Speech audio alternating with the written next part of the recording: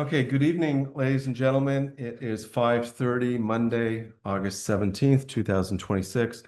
I'm going to call this regular select board meeting for the town of Morristown to order. We do have one agenda addition, is that correct? Correct. We're going to add consider errors and omissions certificate for 161 Portland Street. And Kevin is here to discuss with the select board, and that'll be the first item under new business.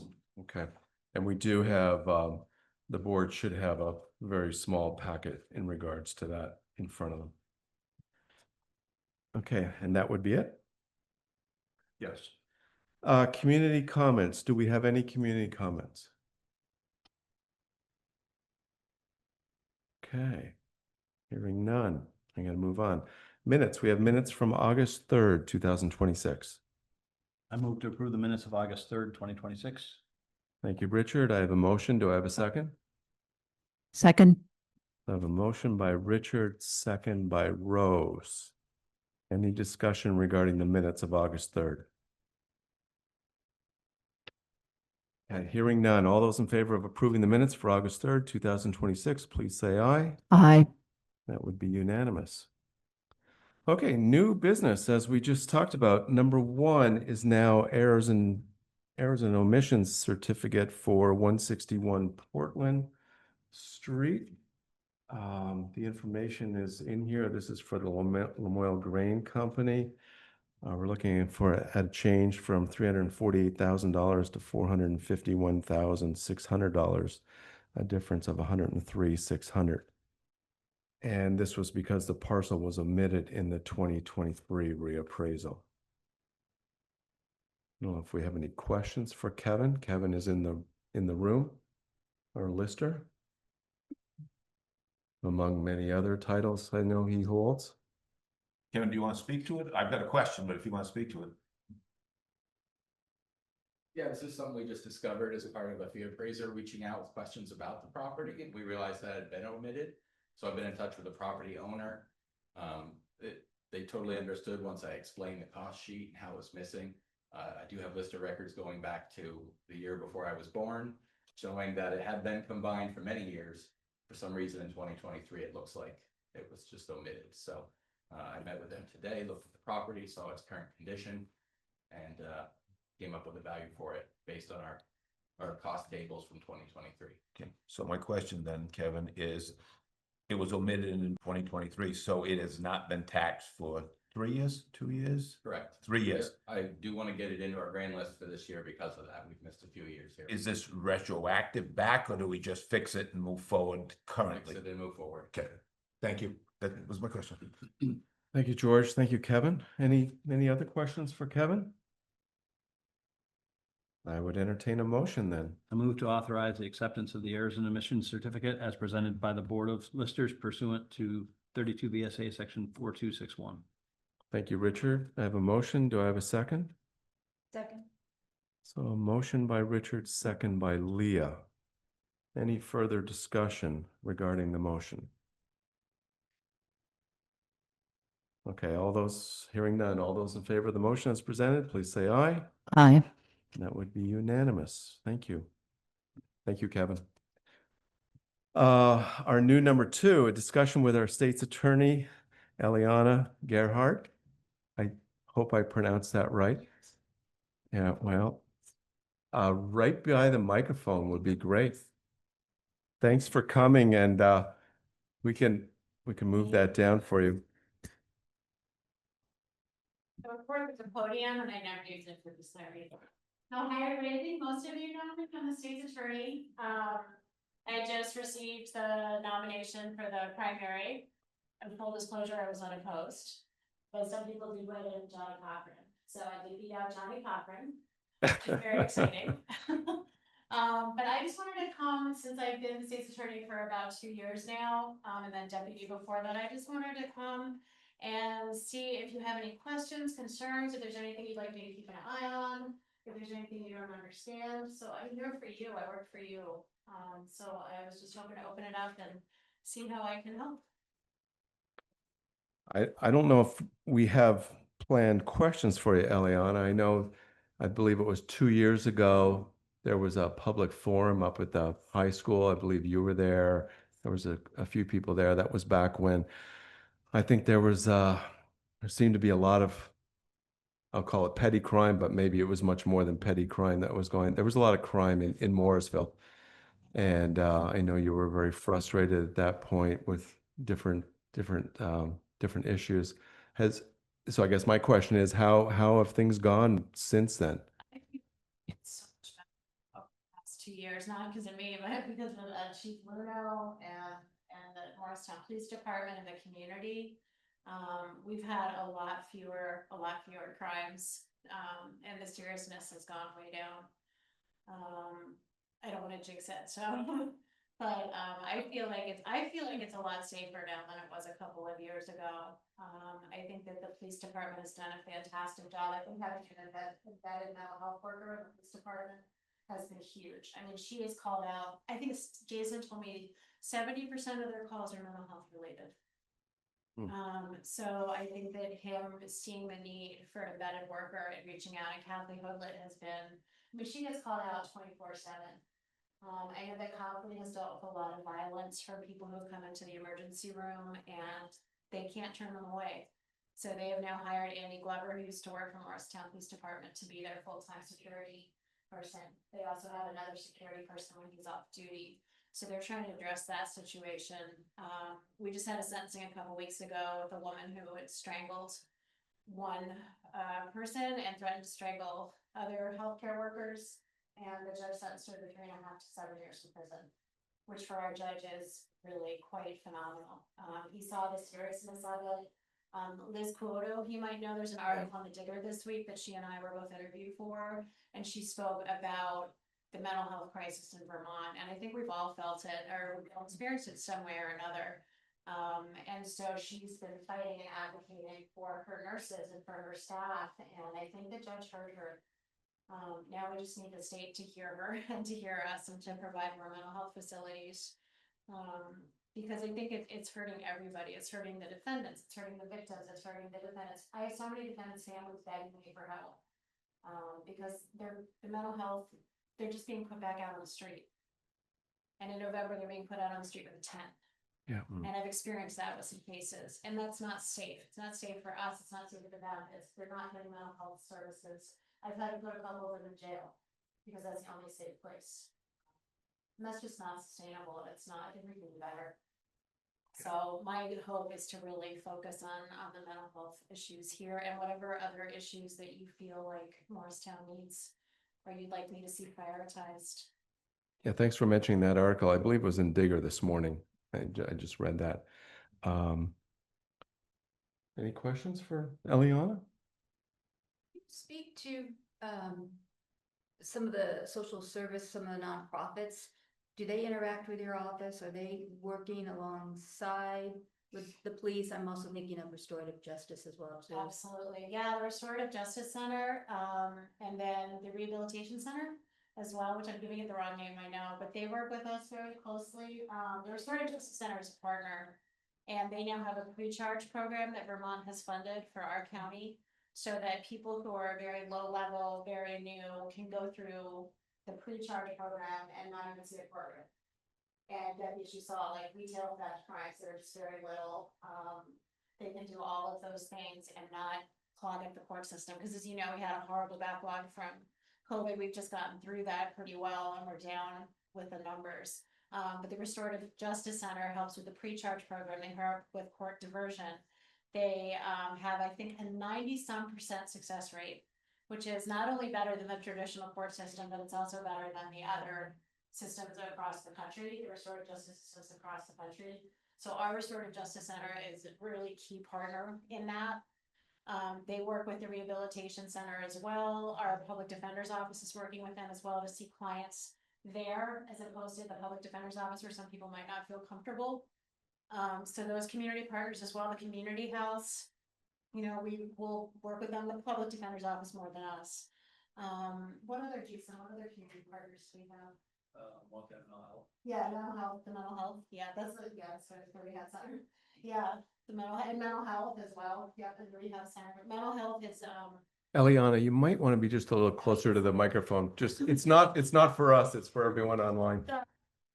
Center works with Kathy a lot as well, and provides a lot of invaluable services to the community. They have had a lot of funding cuts, from the federal funding cuts. They had a great program for kids who needed some time out from school to like a safe room.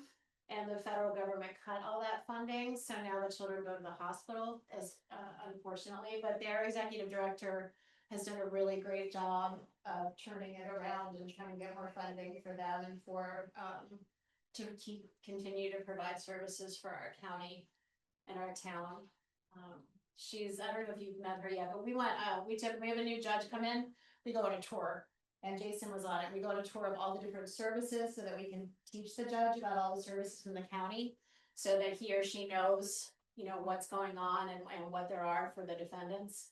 And for the victims. And so we went to all these different places. We went to Jenna's Promise. We went to all these different places to just learn about all the things that they have to offer. So I think that's unique in the state. I don't know any other county that does that.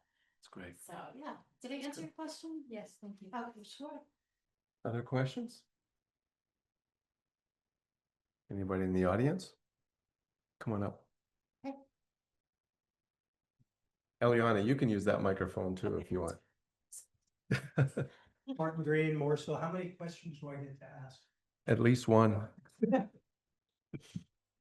Well, I want to thank you for serving as state's attorney. If you could stand in front of and freely address the Vermont legislature, both the House and the Senate, what legislative changes to the criminal legal system would you strongly ask them to create, which would help you to execute the responsibilities of your office in ways in which you feel you were now hindered or otherwise limited? I would have them focus on more accountability. I mean, that's the first answer. Just without accountability, we have repeat offenders. We have our police force wasting so much time, you know, rearresting the same people just to let them out on the street.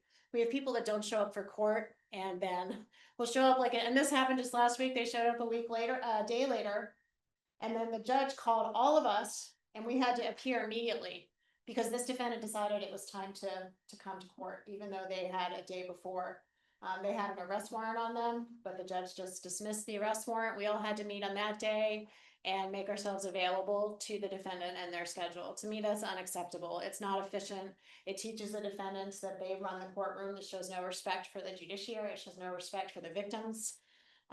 So I've been working with our legislators. We tried to pass something that had increased penalties if you violate a condition of release. I think we've talked about this. That if you are on conditions of release for a felony and you violate those conditions, guess what you get? You get a felony charge for that. If you violate conditions like 3 times, even if it's a misdemeanor, you get a felony charge. That works. I mean, it tells people that the judge's orders are not a joke. It tells them that the court system's not a joke. And I really think that that would help. It would help move our cases faster. It would help the victims get closure because I think Vermont's really unkind to victims. They've really been let know that they're at the bottom of the list, and I don't think that's acceptable. So our legislators tried to get that passed last year, as well as a support system to put in place for the defense to help them get to court on time, to make sure they have transportation, to make sure they have everything, and it didn't even get through committee. So the problem is that Chittenden County has so many more legislators than we do. They have so much more power in the legislature. So our legislators who worked bipartisan on this couldn't get it passed. So for me, that's what I would do. That would be my first thing. Again, this term, January. Yeah, does that answer it? Yeah. Okay. Do you have hope that there's gonna be some changes that they'll actually get something through? I always have hope. I mean, yeah, I mean, I think so. I mean, a lot of bills haven't come through the first time and take some time, but I think that we've shown them we are such a together county and we have such a unified force. We have an amazing police department. We have amazing leadership. Every single call that's like a violent call, all the police departments will support each other. Stowe, the sheriff's department, Morristown, they will all go to help each other. I don't think that that's common all over the state. So I think that there's definitely hope that we can push the legislature forward and just let them know, hey, this is really important. And I think the judges need to know it too. The judges need to know, like, we can't let the defendants run the courtroom. Give you another one, Martin, if you Okay. want. All right, I got a lot, but I'll pick one But here. we can meet later too, if you want, if you don't get them all answered. Yeah, in your opinion, would you be willing to enforce more convictions and advocate for more severe sentencing, which is provided for by Vermont statute of DUIs greater than DUI 1? Yes, well, more, yes. Yeah, DUI ones, I send almost all DUI ones to diversion, to restorative justice center. Because their success rate, like I said, is way higher than the traditional court system. If there's a DUI 2, 3, or 4, yeah, I would advocate for that. But I think what's most important that would have to be a part of that is treatment. Not just probation, because right now probation is just call in, which really does nothing for anybody. With the Restorative Justice Center, they integrate all the rehabilitation that you have to do, all the training, all the courses you have to take right up front. So you have safer drivers on the road in a shorter period of time. I think with the others, they need a multi, it's like with substance abuse, right? A lot of times they fail. It takes 3, 4, 5, 6, 7 times to get it right. So I think that's gonna be the case for DUIs as well, and for people who struggle with alcohol abuse. Well, I think my concern was that greater than DUI 1, there's a lot of lives that are being put at risk, and the laws already provide for, certain parameters in sentencing that are increasingly more severe. So that's what I was wondering. Yeah, I mean, I always ask for the minimum, which is really not saying much, but the problem is that judges, they don't give hefty sentences. Let's say it. They don't give hefty sentences. So if I make an offer that's gonna be higher than what someone would get for a jury trial, they're never gonna plead. They're gonna go to jury trial, get the same sentence, if not less. So I am very limited by what I know my judge will impose. Does that make sense? So that's really hard. So even though you're advocating for those Correct. stricter sentences, Yeah. sounds like the judges are not. Yeah, I mean, so what I do is I try to craft a sentence where I have control over it. I have control over the fact that I want ignition interlock. I want a unit, a bracelet on their ankles that monitors if they're drinking. I want to put in place all of the conditions possible so that if they do violate, they go immediately to prison, or they go immediately to a sober living. That's my only power that I have. Okay. So I will be more likely to craft a guilty plea that might be a little lower than what the judge might possibly give them, but also could be higher once they violate. It's not an ideal system. Thank you, Martin. Thank you. Thank you very much. Good, okay. Okay, if there's no other questions, I'm going to move on then. Thank you. I have Come on two up. questions. Come on up to the microphone, introduce yourself, please. My name is Kathleen Wall. I have two questions, if that's okay. One has to do with conditions of release. My son Henry Lovell has been charged with but never been convicted of a crime. He was ordered to stay at home, leave only when accompanied by me. During one of his remote hearings, you had my house surrounded by police and threatened me with jail if the conditions weren't being met, because I was a custodian under those conditions. My son had a curfew of 24/7 at the house. And during the hearing, which was remote, you had my house surrounded by police to make sure that I was home. So Kathleen, the question. I'm getting to it. I'm getting to it because you need a little background to understand what the question is. The next year I called police for help. Getting Henry to residential psychiatric care is required by you and the court. The officer was informed of the mental health concerns. Another requirement for Henry to stay at my house by the court. The officer chose to send Henry to another location. The officer was informed that the other location was not allowed, that there were unlocked guns at the location, and that Henry would not be supervised and was having a mental health issue. The officer sent him there anyway. And the incident occurred 5 days later. You awarded this officer 1 year later, despite the fact that you made such an unlawful and egregious decision. I was threatened with jail if I were to leave Henry's side for one moment, under the same conditions. How do you square this activity and the obvious impact it had on the community, and do you plan to approach all your cases in such a prejudicial manner? That's my first question. The second question, a little shorter. Yeah, gonna have to be quick. You, For as the you know, you've community. got 2 minutes. And you're just about done with the 2 minutes. I have that 911. You sent an email to Roger Marcoux, the sheriff, telling him that Henry Lovell will pay. I promise you that. He will pay. I promise you that, is what you said in your email to Roger Marcoux, the sheriff. Kathleen, I'm gonna give Eliana a chance to answer the first question. Your 2 minutes are Yeah. up. Just ask. If you want to sit down and let her answer your first question, I will give you, as you know, is in the rules and regulations, another 2 minutes, but your first 2 minutes is up. Go ahead. So it sounds like there's a lot of conclusions that you've made and judgment calls that you've made and the way that you phrased everything. I'm not gonna comment on an ongoing case. I will agree that there needs to be better mental health services in Vermont, as I just said. Ask him specifically about it. Kathleen, we're gonna give Kathleen.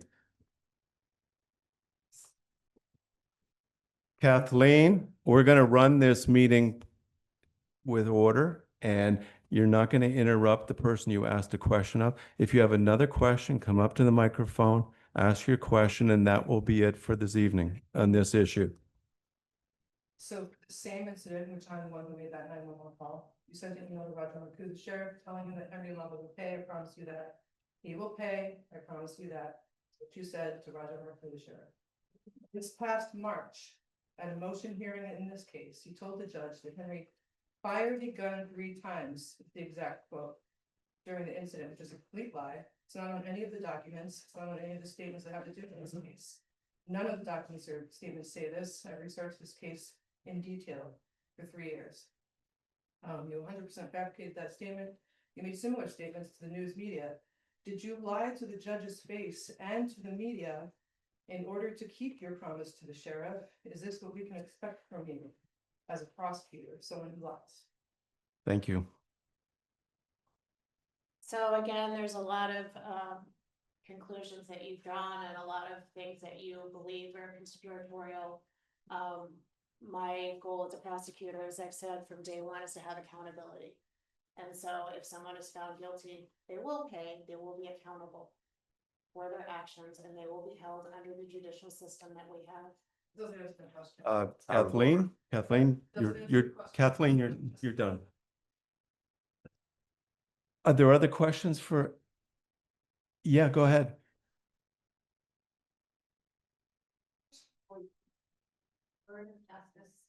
Juveniles versus adults, and are you seeing a difference, a shift in that?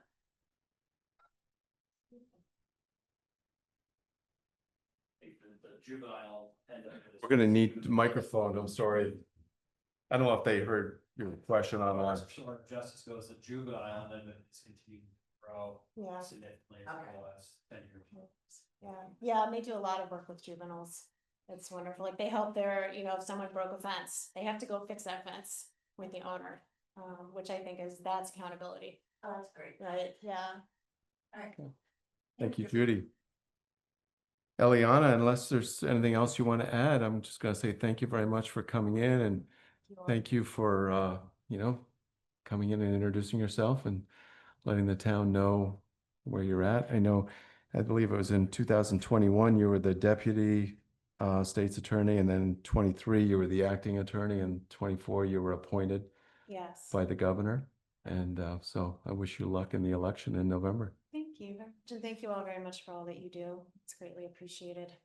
Okay. It's a thankless job, so thank you. Thank you, Eliana. Okay, I'm gonna move on to the old number 2, the new number 3, to approve the coin drop for the Lamoille Area Cancer Network, September 26th from 9 to 1 at the Demar's property, 275 Brooklyn Street. And I do see Erica in the audience. Erica, would you like to come up and say anything? I know, I will just say this is something that has happened multiple times in the past, and I know the chief has been asked. He just stepped out. I know the chief has been asked, and we haven't had issues in the past. Nothing's changed on our end, same thing that we've done for the last 5 years. Hoping to get our goal, we're so close. Well- $2,000 out of that, 150,000, which is incredible, don't get me wrong, but it would be nice to hit it, so. I am expecting a motion to approve this request, and I'll just say, thank you so much for all that you've done for Morristown and the whole county for that matter. You and Tracy Patno. I would entertain a motion. I'll move to approve the coin drop for Lamoille Area Cancer Network to be held on September 26, 2026 from 9 a.m. to 1 p.m. at the Damaris property located at 275 Brooklyn Street. Thank you, Richard. I have a motion. Do I have a second? Second. So motion by Richard, second by Leah. Any discussion? Okay, hearing none. All those in favor of the motion as presented, please say aye. Aye. That would be unanimous. Thank you, Erica. Thank you, Eric. Thank Tracy as well. Number 3, highway midsummer updates. Jordan. He is already at the microphone. Thank you for what's in our packet. There's a lot of information in here, and I think you want to present some of that. I'll let you take over. Yeah, thank you. Like you said, a midsummer update on just some of the work that has been completed and some that is yet to be completed. Thank you, Judy, this summer. There's a lot going on here, so I'll move through it pretty quick, but please feel free to stop me for questions, clarifications, elaborations on anything here. Starting with the village garage completed their annual spring maintenance, which included sweeping, repainting all crosswalks, stop bars, turn arrows, parking stalls, and patch paving roughly every 2 weeks for potholes. We had a bunch of smaller community enrichment projects, such as completing the Copley parking lot tree planting. I'm sure you've all seen the trees over there. We painted the interior of the Oxbow bandstand, assembled and installed a swing set at the Noise House, assembled and placed new bike racks throughout the village, replaced 18 banners on the light posts throughout the village, not the utility poles, but on the light post ones. Placed planting boxes throughout the village and filled them with fresh soil. And we composted the leaves that we collect every year. We composted our fall leaves and delivered those as well as several loads of soil to the community gardens.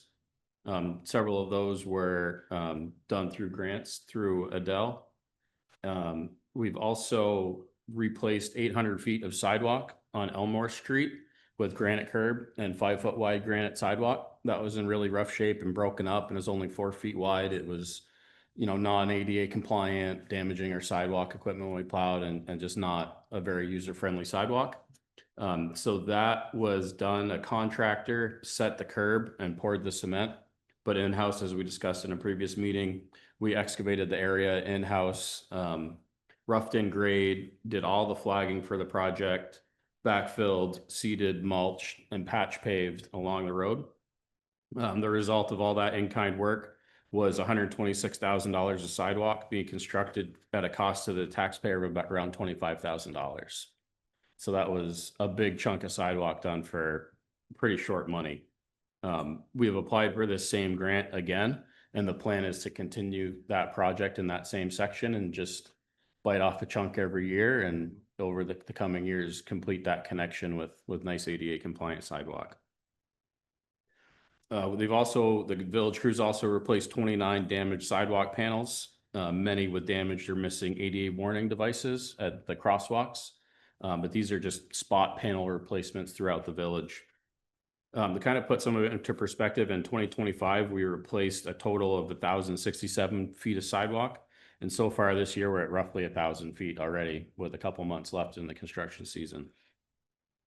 They've rebuilt 4 catch basins, ditch and stone line North River Road, as well as sections of Cottage Street and Feline Loop. We're currently conducting a demo and testing on an infrared pavement repair machine.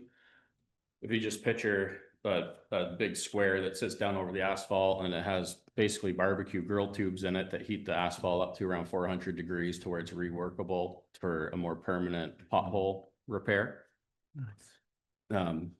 So moving on to some of the work that is to be completed is to replace another 15 damaged panels in that spot panel manner, most of them being around crosswalks and the detectable ADA warning devices. We're also planning to replace 250 feet of sidewalk on Woburn Avenue, and that will be 100% in-house. That section is green belt between the sidewalk and the road. There's no granite curb, so it's a little more obtainable for us to do in-house as well as a much lower cost. We also plan to install 680 feet of granite curb from Feline Loop to Gordon Lane and Audie Lane to Jersey Heights. This is for the Downtown Transportation Fund grant that we spoke about during a contractor selection several meetings ago. This will be done in the same exact manner as Elmore with the in-kind work with our forces in-house.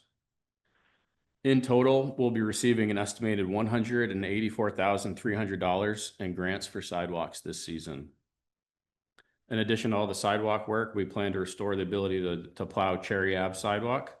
And with the infrared pavement repairs, we've already actually done some on Congress Street as well as Pleasant and a couple test areas around town. It is proven to be a pretty slick little rig. It's relatively labor intensive. We'll see how long the repairs hold up. That'll be the true test. Another project in the village that we spoke about before is painting the Francis Favreau Bridge, which was a $200,000 grant, the VAOT structures grant. That one is contingent, the time frame is contingent on the contractor completing the project that they're on now. We're still hoping that they're going to finish it up in time to get this completed in fall of 2026, but we don't want to get ourselves into a situation where we started too late and weather moves in and temps are too low for paint to cure properly. So that one will potentially be pushed to the spring of 2027, which will still fall within the period of performance for the grant. Paving is coming right up. I spoke with Pike again today. They're going to be starting this week. In the village, we're talking about Bridge Street from where last year's paving left off by the Favreau Bridge, going all the way to Katie's Falls. There will be some milling on that real rough section between the Favreau Bridge and Route 100. Then we're going to skip over Route 100 and head all the way down to Katie's Falls Road. We'll also be paving Demars Road and Randolph Road from LaPorte Road to Fitzgerald Road.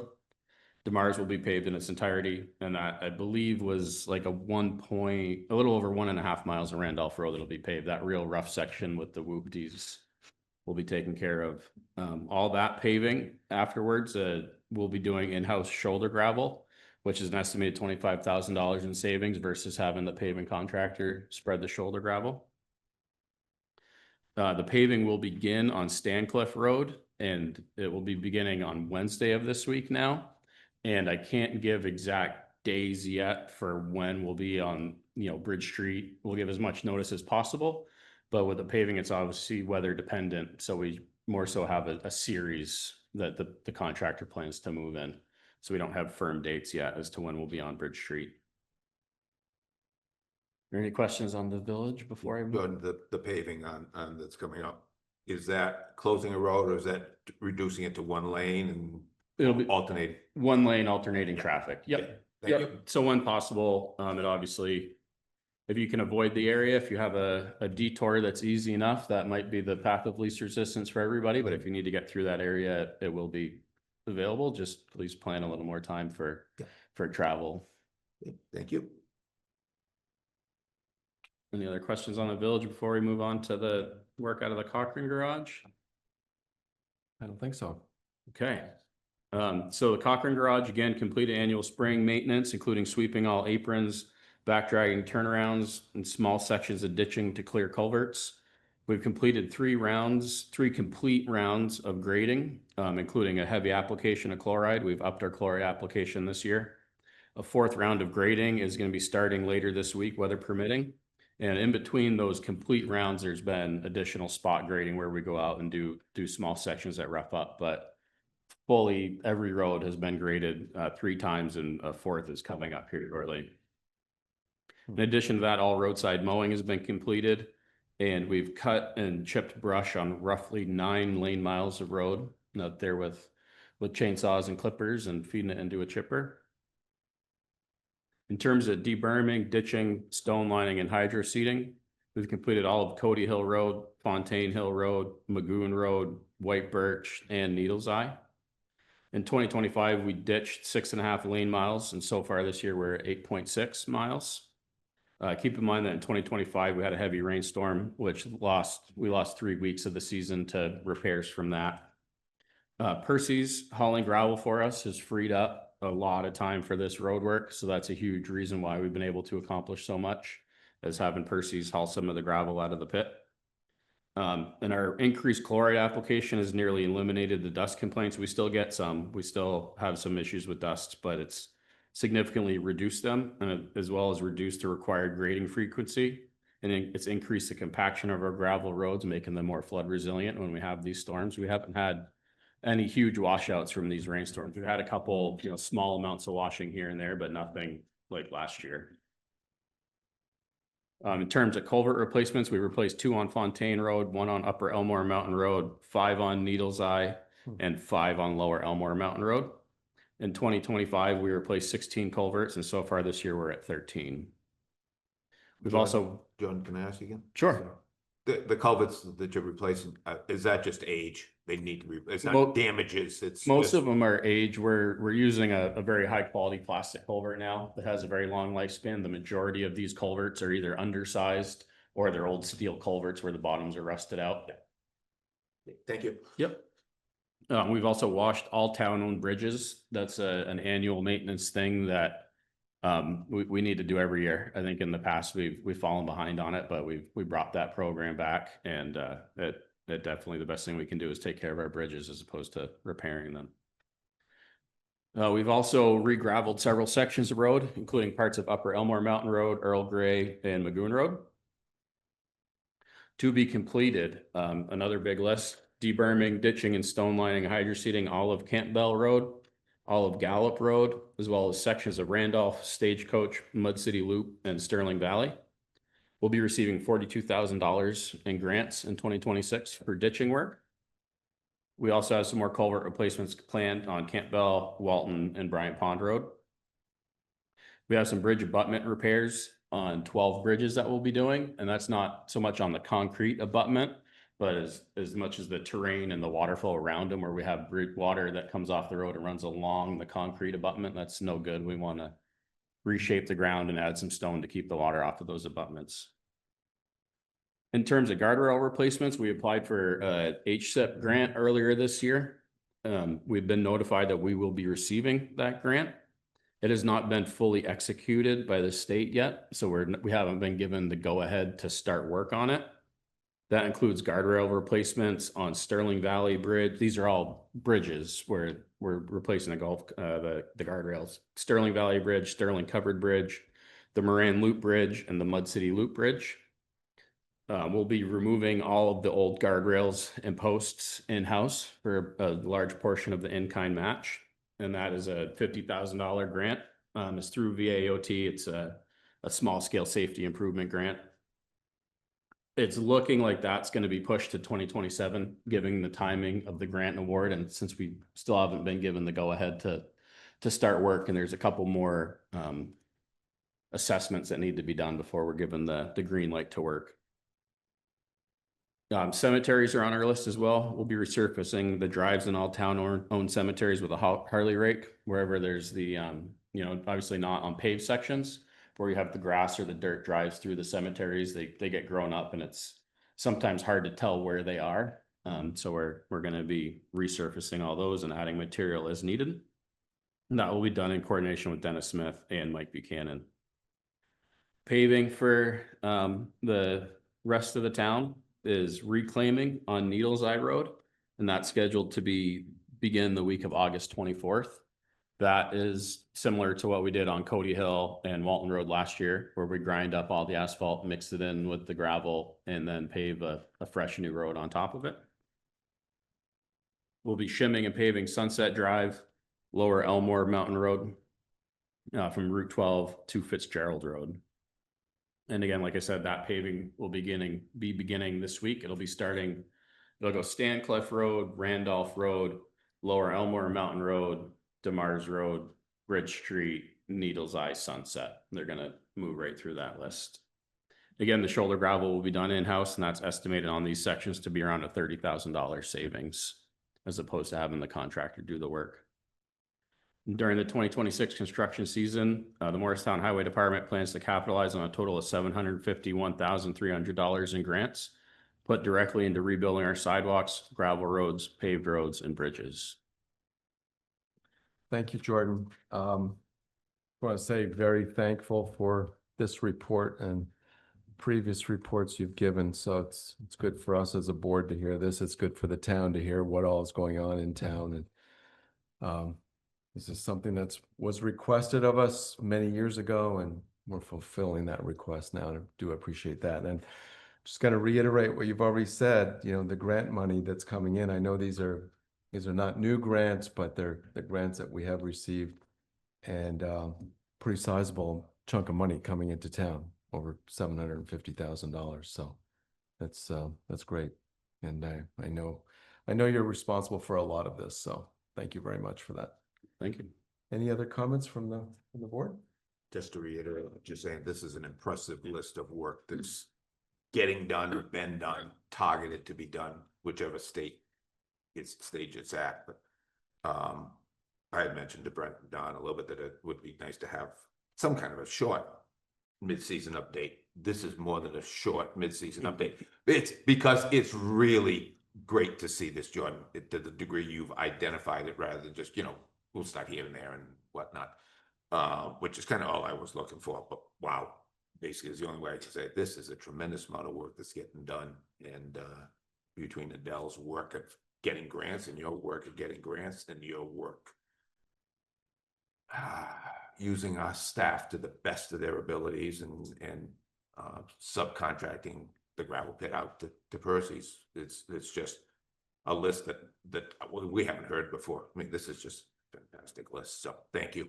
Yeah, thank you. And at the end of the day, the crews are the ones out there getting this work done. They've just been steady, nose down, working all summer long, and definitely proud of the work that they put in. And I'll pass along that note to them, because they're the ones that deserve it. So Yeah, should be very proud of them. It's very noticeable around town too. Yep. Other comments? I think you guys have said it all. That's a lot of good work has happened, and the money piece is fantastic too. Thank you. Okay, I'm going to move on if there's no other comments, because Jordan is still on stage here. So number 4, the old 4, new 5, Town of Morristown project updates. Jordan, go ahead. we'll start with the Jersey Heights Stormwater Project. Construction on the stormwater project began the week of 6/26 with surveying and project layout.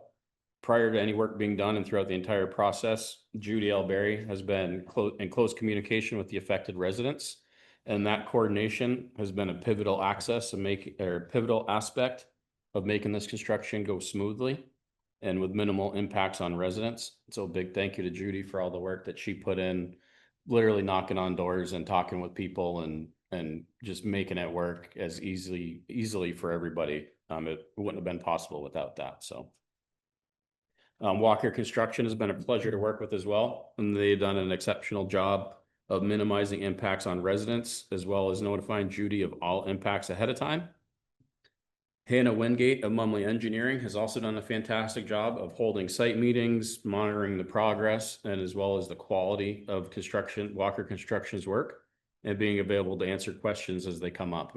When, you know, every time something that unexpected has been run into, everybody's been right there ready to make the call, minimize costs, and keep the project moving. So that's been a huge help. All stormwater conveyance to the gravel wetland has been completed.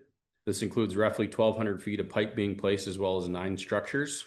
All the finished grading, mulching, and seeding for this disturbance has been completed, and 160 feet of sidewalk has been replaced. Patch paving the road crossing is scheduled for this week August 17th.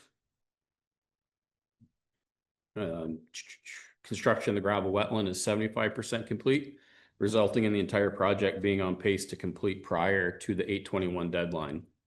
Once construction is complete, Morristown Highway will be digging and stone lining a small section of ditch where Foss Street and Jersey Way meet. There's a section there that was stone lined before, but it's it's grown up. It's still relatively effective, but it should be cleaned out and replaced. So we'll be doing that once the project wraps up. That ditch was not part of the contractor's scope of work. As I said, during this project, change orders have been kept to a minimum. There's been 2 change orders related to a water main that was just below a structure, resulting in the need to add insulation at the bottom of the structure and moving 1 telecommunication conduit that was interfering with the placement of the stormwater conveyance. These change orders are a result of historical mapping and dig safe inaccuracies. They totaled just $77,000 or just 2.5% of total project costs. So the change orders really have been kept to a minimum. That everybody's done a great job staying on budget. We did have a heavy storm last week, maybe it was the end of the week prior, but we did have overnight a heavy downpour of rain that did create a couple issues that are being remedied. In summary, the Jersey Heights Stormwater Project has proceeded exceptionally well, and we're on track for completion by the end of this week, meeting all schedule and budgetary targets with strong community alignment.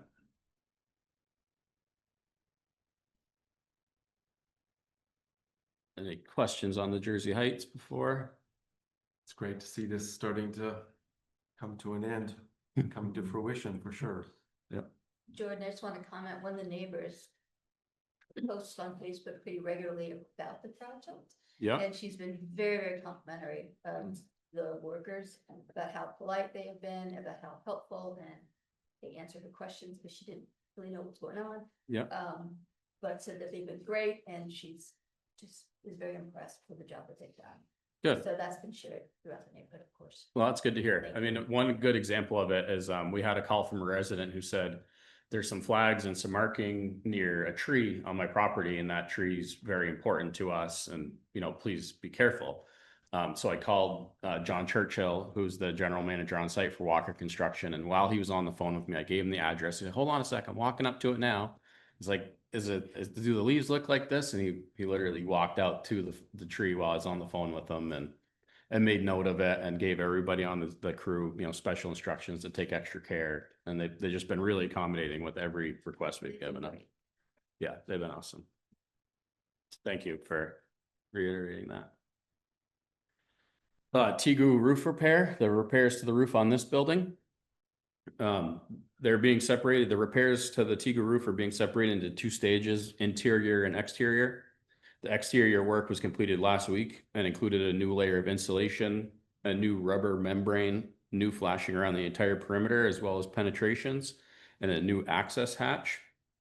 This work will better insulate and seal the roof, will increase the building's lifespan and energy efficiency. Prior to this project, the insulation for the roof of this building was basically on the floor of the attic, and then the whole top area was uninsulated. This was a very inefficient way to insulate the building, and it rendered the attic space unusable. So stage 2 of this project is to remove this old ineffective insulation as well as a wood structure that holds it up. Once the old material is removed, a vapor barrier will be installed on the inside of the exterior walls. And then it will be insulated with 2 layers of a rigid foam board insulation. So that will create a complete envelope in conjunction with the new roof. And this complete envelope will further improve the building's energy efficiency. And it's this work on the inside, the work on the outside is done. The work on the inside is scheduled to begin the first of the week of September and is expected to take a month to complete. And it'll make that space much more usable, or have the ability to be usable, and make the building more long lasting and more energy efficient. I'm assuming this is a mechanically fastened roof that was installed. It is along the outsides, but then the roof membrane is a glued on rubber membrane on top of insulation. Thanks, Joe. Yep. Just a reminder that roof was actively leaking. So we need to also replace it for that reason. I want to thank Donnie, because he was involved quite a bit in helping us meet with contractors, figure out an RFP process that wasn't allowing contractors to compare apples to oranges, getting like a firm that would help us with an RFP that was very specific, best practices, not only for the roof, but for the interior.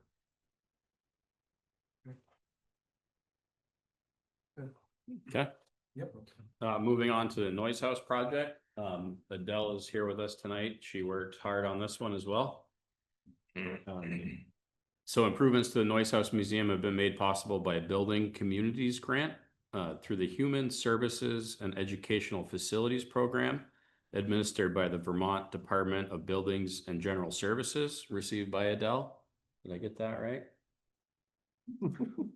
So the scope of work includes both structural and drainage improvements, and please feel free to correct me if I misspeak here, Adele. Initially, we thought the structural issues in the barn portion of the Noise House Museum were due to a powder post beetle infestation. We did some exploration by removing a couple floorboards to inspect the sills, and we're happy to see that there was no powder post beetle damage present. It was actually just a moisture and a rot issue, which is still not ideal, but better than a pest infestation. In September, the Morristown Highway Department, with the help of a local volunteer, will be regrading and spreading drainage stone around the perimeter of the building. This will help lower the moisture levels and preserve the structure of the building. As part of this phase, we'll also be replacing the entry ramp into the barn. Then this fall, this is the real meat and potatoes of this project. This fall, Ben Levitt of Timber Frame Restorations will begin work on the barn floor stabilization portion of the project. This will involve replacement of some floor joists as well as the posts that hold them up. And then in the spring of 2027, they'll be coming back to work on the structural stabilization portion of the project by repairing the sill plate. And they'll be adding some eaves in gutter areas. Some gutters in the eave areas, I believe, where you have the barn, I think they call it the L, but where the barn and the building itself meet, it kind of water just funnels that way and then it sits and it causes this rot. So we're gonna reslope the ground and add some drainage stone to get the water away, and then as well as add some gutters to help direct it and get that water away to prevent this damage from happening again. All this work is being done to the Noise House to improve its structural integrity, maintain its historical significance, and preserve it for generations to come. Thank you. Yeah, this is another project that's been on our docket for years, and it's great to hear that this is being done, getting done. Yeah. And thank you, Adele, once again for the grant money that's coming in to support all this. Yeah. Anything else on the Noise House? Yeah, moving on to Morristown Cemeteries. I touched a little bit on this with our highway department to-do list. Improvements to the town-owned cemeteries will include regrading all the gravel and grass drives throughout to increase the ease of access and delineate the appropriate areas for vehicle traffic. This work will be completed this summer by Morristown Highway Department. Several upgrades to the Pleasant View Cemetery vault are also in the planning stages as well. This is the one up by the Copley Hospital. In 2026, we plan to pave portions of the driveway, as well as construct a new entry ramp, repair and repaint the entry door, and build new casket racks on the inside. In 2027, we plan to replace the shingles on the building's roof. They have been deteriorated, so it needs to be stripped and a new layer of ice and water shield or tar paper and reshingle it. And this work will be completed by Morristown Highway Department and contractors for the bigger projects like the roof. And again, thanks to Donnie Blake, he's been very helpful in helping me, determine the best course of repair, the best treatments for each thing, as well as finding local contractors that would have, time and be affordable for smaller projects like this one. So that's been very helpful as well. Thanks once again, Jordan, and thanks for highlighting these major town projects that taxpayers and residents have been talking about for years now, and so now they're getting some feedback as to what's going on with them. Thank you very much. Yep, you're welcome. Any further thoughts, comments, questions for Jordan before we move on? He's on the docket one more time. Yes, but So the only thing I want to add is how great the Jersey Heights folks have been. Mm. So they have been phenomenal. I've had to call several of them for various reasons Jordan calls or John calls or something's going on. And the Jersey Heights folks have been great. They've been super good to work with. So I want to put that plug out. Well, and thank you, Judy, as well. As Jordan said, you did a lot of the work in the background. Thank you. Okay, I'm gonna move on then. So next is review quotes and choose a contractor for Morristown Centennial Library, the mini split replacements. And Jordan, you're up again. Thank you. So 3 of the mini splits in the Morristown Centennial Library are currently out of service. They all run off of one outside compressor, and they service the main lobby area, the upstairs kitchenette, as well as the upstairs meeting / document room. I believe it's maybe called the governor's room is maybe what it's referred to as. So most of the plumbing for this system is inside the walls of the library. It's concealed behind the sheetrock. So this system is estimated to be 10 to 12 years old, and it uses an obsolete refrigerant. And the system is out of service due to a refrigerant leak that cannot be found. We've leak tested the system and haven't found the leak, which obviously leads us to believe that it's concealed within the walls. Given the age of the system and the obsolete coolant that it uses, or refrigerant, it makes the repair of the current system not feasible. The initial estimate to replace the system in kind came in at roughly $20,000 to $25,000, and that did not include the carpentry work to remove and replace the sheetrock, bookcases, and trim. So I work closely with Kendra up at the library, and in an effort to reduce costs, we will be omitting the kitchenette mini split from the scope of work. We'll also be using an external plumbing with covers as opposed to plumbing concealed within the walls. This will greatly reduce the cost of the plumbing installation and nearly eliminate the carpentry work. There'll still be some small work to give a penetration to get through the exterior walls. It will minimize the impact on library operations. They won't have to have their whole lobby ripped out with bookcases and books and sheetrock dust and everything else. And it'll result in an increased ease of maintenance for the future. Should there be a leak in the future, you pop off the covers and the lines are right there. So we've received 3 estimates from contractors, and the results are below. All quotes were apples to apples. Fred's Energy was the low bid at $14,725. They'd be replacing the condenser, 2 mini splits, exterior plumbing with concealed covers. And something that's noteworthy is Fred's Energy currently maintains all the heat pumps at the library. They do all the yearly service, so they have an excellent historical knowledge of the system, and they would be the ones to be maintaining the system in the future. Perfect Temp also gave us a price. They were just over 17,000, and sorry, there's a typo there. County Plumbing and Heating was at 18,000. We recommend moving forward with Fred's Energy to replace the condenser and 2 mini splits with external plumbing. And as I said, Fred's provided the lowest price and added benefit of knowing the library well. They'll also be the ones to maintain the system in the future. And the money for this project will come from the Municipal Buildings Fund. Is this work going to be done this year? Hopefully. They couldn't really put us into the schedule until we had made a decision, but we're hoping to get it done this year, or at the latest early in the spring, so that it's ready for work next year, ready for service before it's hot again. And I'm assuming that the existence of a leak now is not an issue. I don't see in here fixing that leak or. No, all the old plumbing will be abandoned in place. It'll just be remove the condenser, cut off what's exposed, and there'll be plumbing. Drain whatever's in the pipes. Yep. Okay. Yep.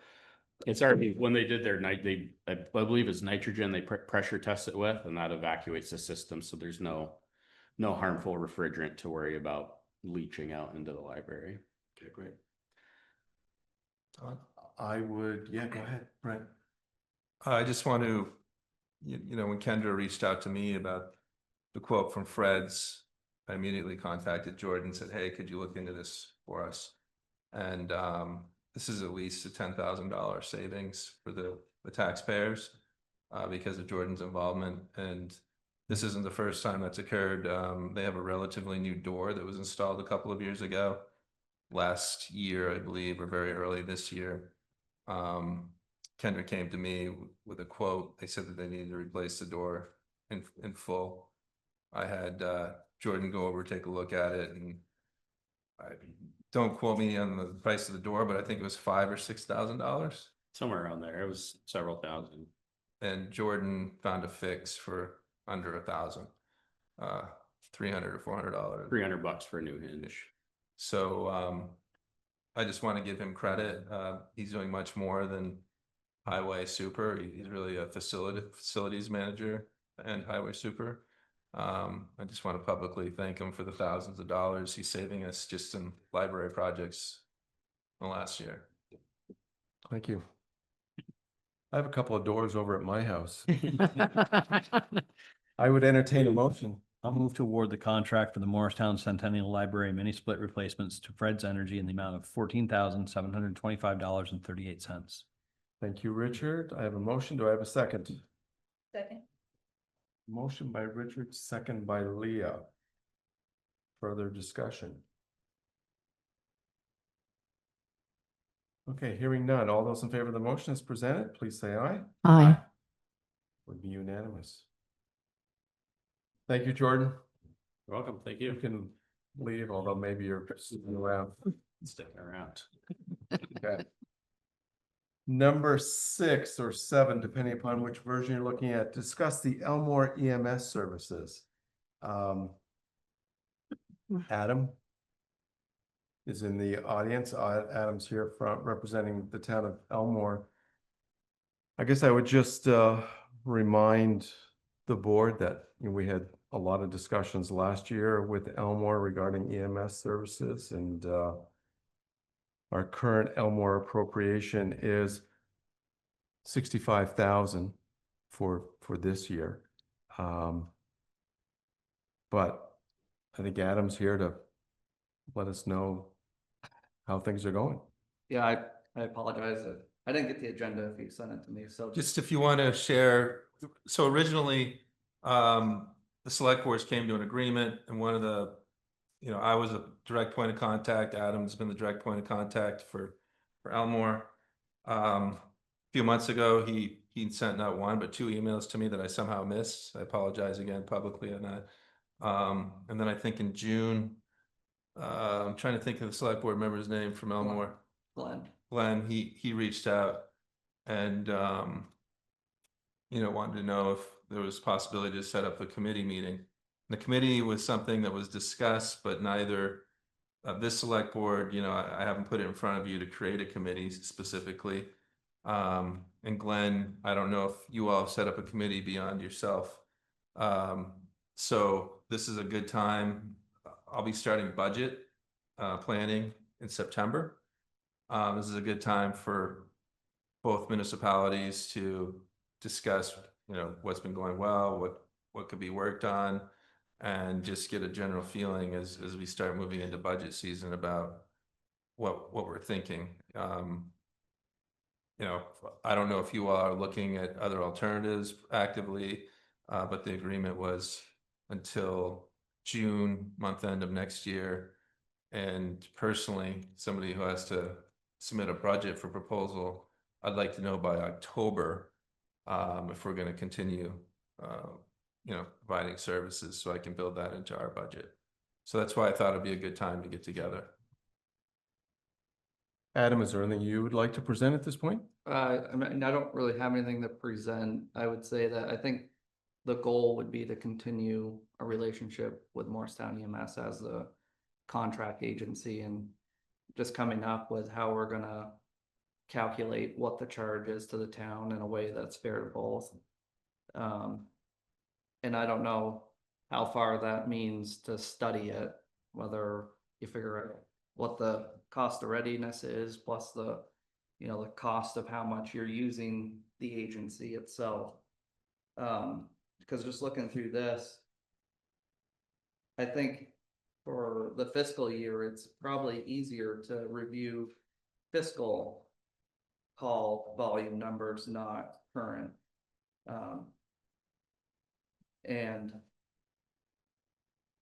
I saw for the town of Wolcott, I'm not sure where the estimate of 40 to 60 households came from, for their portion, but everyone has access to E911 viewer. And I counted just offhand quick 145 that are icon as residential homes. So I suspect there's at least 300 people 145 where? in the section of Wolcott that this refers to. Okay, Wolcott being charged. I think probably the next step would be me sitting down with Brent and going over data. There's been some issue with data. I think we're in the right direction now. But yeah, that's, so Elmore is considering or would like to consider continuing the relationship with Morristown EMS yeah, for next year. yep, Okay, well, that's good to know. You know, we had a lot of conversations last year, as you well know, yeah, about Elmore's contribution, and thank you very much for, you know, joining in with us. As you know, you talked about preparedness and readiness, and that's an very expensive business, and Yeah. certainly a very expensive business when it comes to EMS. right, Probably true of fire as well. I see a couple of chiefs in the room, and I think they Yeah. would both agree that it is expensive. Questions from the board? Thoughts? I appreciate the path that we've taken moving forward with this. It's been good, healthy conversation to get us all on the same level playing field. So we're, yeah, good shape. Thank you, Adam. yep. We're starting to get to that point though, we're at the last minute, so appreciate you inviting us here. Yeah. Well, as Brent said, you know, the whole budget discussion is going to begin here soon. And I'm not sure, you know, where we are as a board right now in terms of an appropriation from Elmore, and if anybody has any thoughts on that. I did mention what the current appropriation is. And I looked up. Obviously, I the did cost find, of like Northfield ambulance as a I would say semi-comparable as far as the population that they serve is similar to Morristown. And they also contract with the town of Roxbury. And then they cover a small section of West Berlin, which is similar situation to what Morristown's in, where they cover two towns and a small section of another. And their town report showed they were charging 38,000 with I think it was like a $1.2 million budget overall. They're a paramedic level agency. Okay, good to know. Brent, is there any particular direction you'd like to take this at this point? No, I set something up with Adam and any other people in Elmore that want to get together and discuss this. At this point, you know, letting me know if you want to set up a committee, give me some direction. I mean, I can make recommendations, but if any of you have specific ideas about what that committee would be, who that committee would be composed of representation, it's a possibility to talk about that tonight, or we can just continue on with me being the main point of contact and working with Adam and whoever else in Elmore wants to be involved. It's up to you all. That's the one thing that I've not followed through on from that direction last year. So I know last year there was, as I've already alluded to, there was a lot of conversations, a lot of changes that took place. And, you know, you and I went to Elmore and spoke directly to the select board there, and sort of started that whole conversation, and it ended where we're at right now. I, for one, would be happy just to wait for a recommendation from you. So I don't see any reason to put a committee together. I am also very glad to hear that Elmore wants to continue. That's great. And we certainly, I think it's safe to say that EMS would welcome the partnership with Elmore again for another year. Any other thoughts? I think you said it. Okay. Chief, I know you're in the room. Chief Boisvert, is there anything you want to add? You don't need to. Okay. Adam, Thanks, Adam. Thank you. Adam, thank you very, very much for coming in. Thank you. Take care of him. Okay, so moving on, number 7. EMS services, but now in the context of Wolcott. I do see a member of the Wolcott Select Board in the room. I believe she's also the chair of the Select Board, Linda Martin. Come on up, Linda, if you'd like. We do have a report from our chief, Corey Boisvert. I hope I pronounced that correctly. There's a little French accent to that, I know. Who's our EMS chief, and we've had a interaction, a relationship with Wolcott for many, many years. And it has been a relationship that has mostly been us covering that. I was looking at the map of Wolcott not too long ago. It's diamond shaped. And that eastern corner sticks out over towards Lake Elmore, and that seems to be our principal coverage area. I think most of the roads that were mentioned in the report are in that area close to Lake Elmore.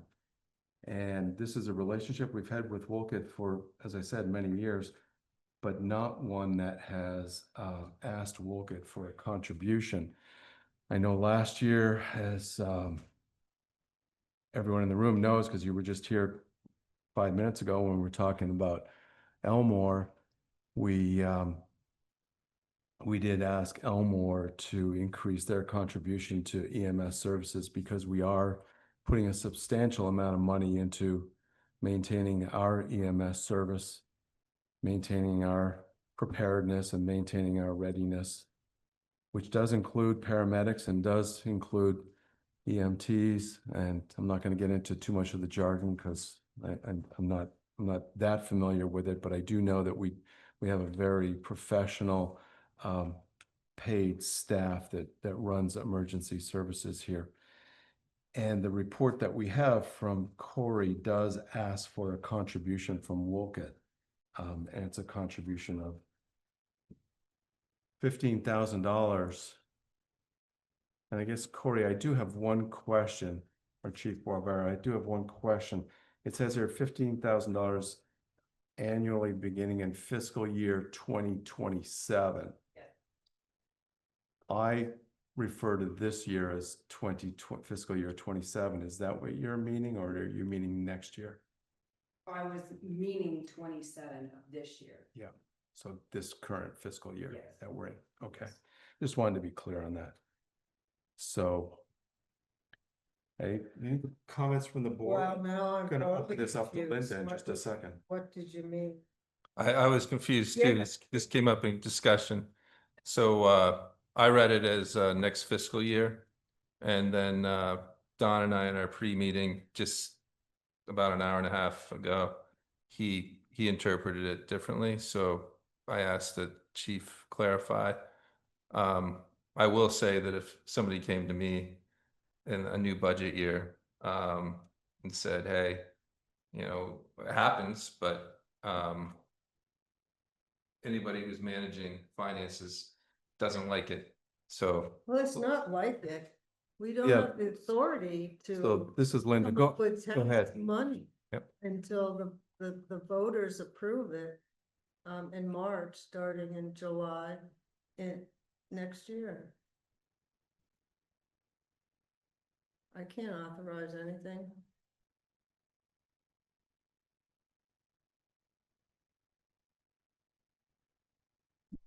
Other comments from the board? I mean, the board's had a chance to read the report. I think Cora can speak to it better than anybody else. I want to let her lead, but I mean, my first reaction when we start to codify Wolcott is being served currently by two very different services. One is a professional 24-hour a day, 7-day a week staff service for a section of Wolcott, and the other one is Hardwick Rescue Squad, which is a private but virtually volunteer service. And those are apples and oranges. I'm not judging one towards the other, but we can't compare costs of one versus cost of the other. And certainly Morristown is committed to serve its own residents with this service of a 24-hour day, 7-day a week, 2 ambulance, readiness set. We can't do any different for Woken, even if we wanted to. I mean, we need those people there. That's not an option, nor do I want to explore that option. So I think Corey is representing my personal view as to how we need to plan for serving Woken, if Woken wants us to continue to serve them. The FY27, I don't know that no, let me not go there. I mean, we all have unanticipated costs. You know, something breaks and it's not in the budget, but we deal with it. This is not something breaks. This is something different. This is a planned contract. So without going too far into the weeds, you know, I can understand Linda's reaction to all of a sudden it's 15,000 now. I get that. That's a shocker. But if we're going to continue to provide these services in FY27, the current year, at no reimbursement from Woken, as we have done in the past, it makes me pause and think about, well, we've been doing this for a while now, quote, without charge. What's a reasonable adjustment? And I know Linda approached others with a phase in, and I think that's a discussion that needs to be had. I won't go into. That was gonna be my next recommendation. So go ahead, Corey. Yeah. Was a phase in, from January 1 to July 1. At half the fee for a phase in into the next fiscal budget year. If that's possible, that was gonna be my recommendation. So because I did read the email, them questioning the phase in. So the recommendation would be $7,500 from Woken for the remaining 6 months of fiscal year 27. So Linda shared with me today, we spoke, that $15,000 is a penny. Is that correct, Linda? Yeah, and I have some comments before we get into the weeds, and then you can pull me apart. Go ahead, Linda. Oh, Corey, anything else to add? Linda, go ahead. And I'm gonna read it if that's okay, because sometimes I forget important points. So Woken agrees that we should be paying our fair share for ambulance services. And we understand that Morrisville has transitioned from a volunteer service to paid staff and has had to keep up pace with the state and federal requirements associated with providing this essential service. What is puzzling to us, however, is that the proposed budget amount does not appear to be supported by any information or calculation. At this point, it seems to be simply a selected number. For comparison, Elmore currently pays $65,000 per year for approximately 900 residents. I upped it from the census. Using that figure, the cost is about $72.22 per resident. The recommended amount for Woken, however, equates to approximately $115.38 per residence. We are not questioning the need to adequately fund ambulance service. We are asking for transparency about how the proposed amounts are determined and what factors were used to calculate Woken's fair share. We would appreciate seeing the methodology, supporting data and rationale behind the proposed assessment so that we can better understand how the amount was determined and to ensure that it is fair and equitable for all communities receiving the service. We also ask that you phase in this new budget amount. The proposed request will cost the Woken taxpayers close to an additional 1 cent on the tax rate at $15,000. I mean, your EMS budget is almost close to the whole budget for the town of Woken. I mean, but we understand. We will be asking Hardwick if they can take us on or not. I'm not sure if they can. I doubt it. But I mean, this is in the beginning stages of trying to figure this out. I noticed in your EMS agreement with the town, the existing Woolgate contributions are wrong.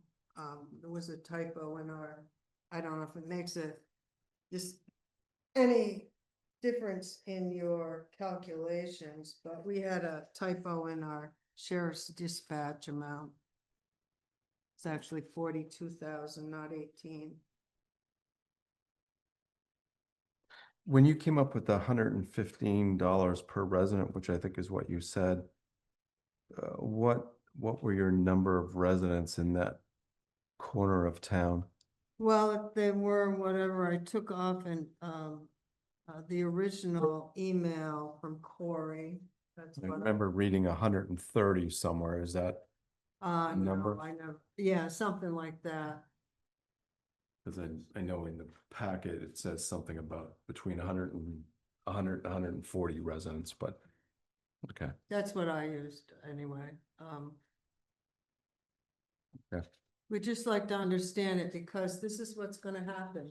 At town meeting, if you don't budge and there's 15,000, we pay Hardwick Rescue 20,000, 22,000. So that would be for 1,500 residents. And then I have to ask them to pay $15,000 for 130 residents. So I'm gonna have to be able to explain that to the residents, and I don't understand it.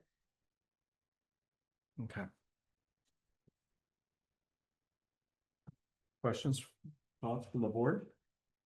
Well, I think there's one thing that Wilkett will always have to deal with, and that's if, as long as there are two ambulance services, to some degree, discrepancy between those two ambulance services. One's a volunteer service, the other one is a 24/7 service. Yeah, but I'd like to be able to just explain it to them. I understand. Linda, I look, totally understand. Let me finish my statement. Uh-huh. That's gonna be an issue no matter, if Morristown's involved, that's gonna be an issue no matter what even if the cost was flat the same. The argument can be made that the people that are getting 24/7 service from Morristown are getting a better deal for their dollar. I know, that's the first thing I thought of. I wanted. I hear that. I hear that, Linda. Go ahead, George. But we can't get away from that unless somehow the whole blanket gets covered over the whole town. That is a situation that Woolgate has to work through. And it's not an easy one, Linda. I wouldn't want to be sitting in your chair to say, well, you folks get a volunteer service and you folks get Morristown 24/7 service. But that's a reality. That is a reality. Those two services cannot cost the same amount of money. On a per resident, on whatever basis Corey is using, household, whatever the methodology we want to use to do that. They're not apples to apples. And that cannot be, in my opinion, Morristown's issue. That's a Woolgate issue. It's a thorny one, and I recognize that it's thorny. But we're not the solution to the fact that there's two ambulance services in different ways serving the community of Woolgate, Linda. I'm just being honest with you, Linda, and from my view. Know all that. I know. So. But I don't know how you came up with it. Well, I think that's a fair question, and I'm sure Corey can speak to that at the appropriate time, but. So George, I wholeheartedly agree with what you're saying. And, you know, comparing Morristown EMS to Hardwick, with all due respect to Hardwick is an apple and oranges. However, comparing Elmore to Woolgate is not an apple and oranges. That's an apple and apple. And I agree. I am a little, if it is $72 per resident for Elmore, and if it is $115 per resident in Woolgate, we do have to iron that difference out a little bit. And I don't know if anybody can speak to that right now. I guess I'd want to know why those numbers are different. The per capita cost for Elmore versus the per capita cost for Elmore. Yeah, For Woolgate. I don't have the answer for that. I asked the chief, to come up with a recommendation. This is initial conversation, again, going into budget season. And I wasn't even aware of, honestly, as town manager, like a fire hose on a daily basis, I wasn't aware that Wolcott wasn't paying anything until we went to Elmore and they asked us how much Wolcott was paying. So it wasn't until then that I started researching it and found out nothing. Yeah. My responsibility is to let the select board know.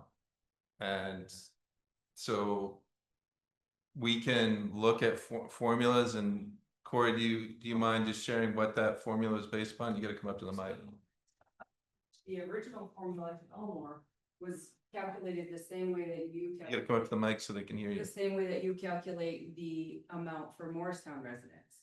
And then the decided factor was with Elmore was a less price. So that number was based on the same calculation as Elmore's taxpayers. With Elmore, we chose to give them a less fee. Right. For whatever reason, that was a board Mhm. decision.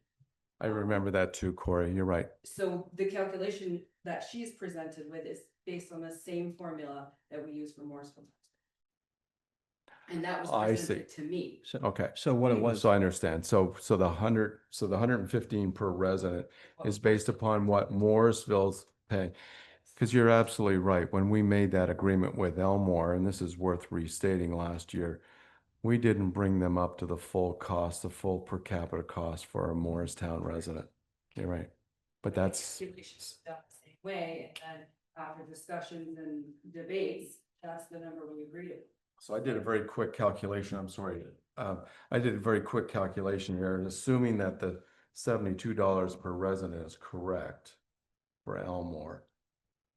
If we equated that with Wolcott, $72 per resident, it would be just shy of $10,000 as opposed to $15,000. So just keep that in mind. Go ahead. I was just gonna say, we worked with Elmore to get to that number because they were paying around 35,000 a year, and our position, I feel, as a board was that we couldn't straight face our taxpayers and our residents with providing a service where an ambulance is gonna be in Elmore, and we have a need in Morrisville when we're paying the full rate. And that number does look right according to that we did give Elmore a lesser price, and the number's right.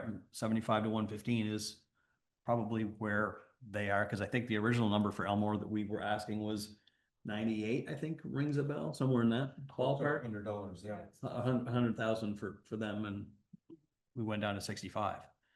So I think this is a starting number, but I don't think that this is somewhere we can land, and I don't know what we're doing for phasing in. Like Brent was alluding to, that for next year, I wasn't expecting to have to replace my windshield this month, but now I have to, and I think that's kind of where Wolcott is.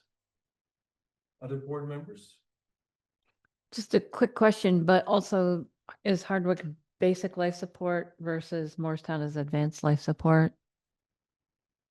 Hardwick is selective, they don't have a ALS on all the time.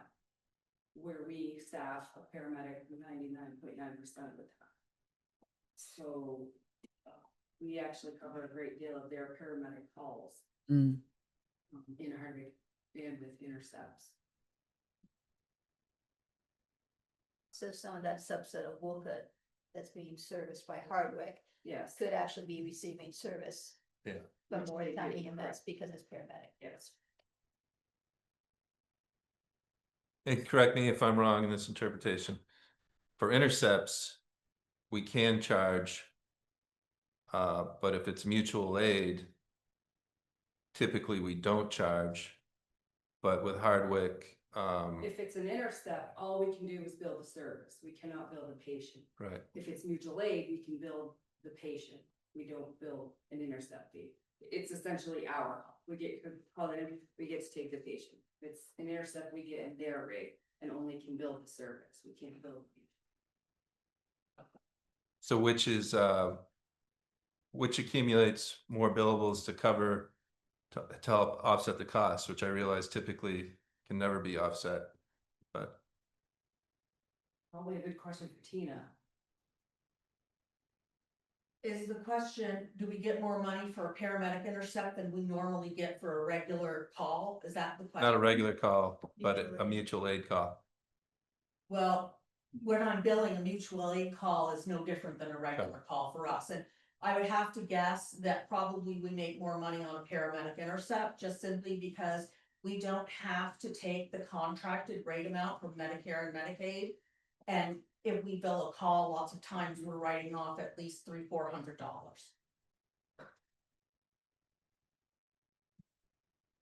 And it's gonna get better with the big beautiful bill. Because the funding for rural communities especially is just all up in the air, like rural communities around the country. I've been on nationwide Zoom meetings about it, trying to figure it out. It's above my pay grade right now. But it's above most people's pay grade. Even the state of Vermont is trying to figure out what the impact will be, but it's guaranteed to be substantial from everything that I hear, just nobody can quantify it. Just doing a very quick calculation here, so. Yeah, I get $72 per resident too. I just Googled Elmore's population, it's approximately 900 people. And if you divide that by 65, you do get 72. I guess I'm just gonna, I guess I was alluding to this before, but I'll just say I kind of have a hard time charging Elmore one rate and charging Wolcott a much higher rate. I think if we charge Elmore a rate, which, you know, the taxpayers of Morristown are not going to be happy with Don saying this because it's lower than they're paying for EMS services, but I can't, you know, stomach charging another town more than we're an adjacent town more than we're charging another adjacent town. So I would suggest, again, it comes in at around $10,000, that we would take that $15,000 request and reduce it to $10,000 and ask to phase it in starting January for $5,000. Go ahead. We have the ability to do a little more research, because there was a discrepancy in the amount of residents from our numbers that we pulled from the census and what Adam sees on his E911. I just want to make sure that the number of residents is correct, because that is a discrepancy.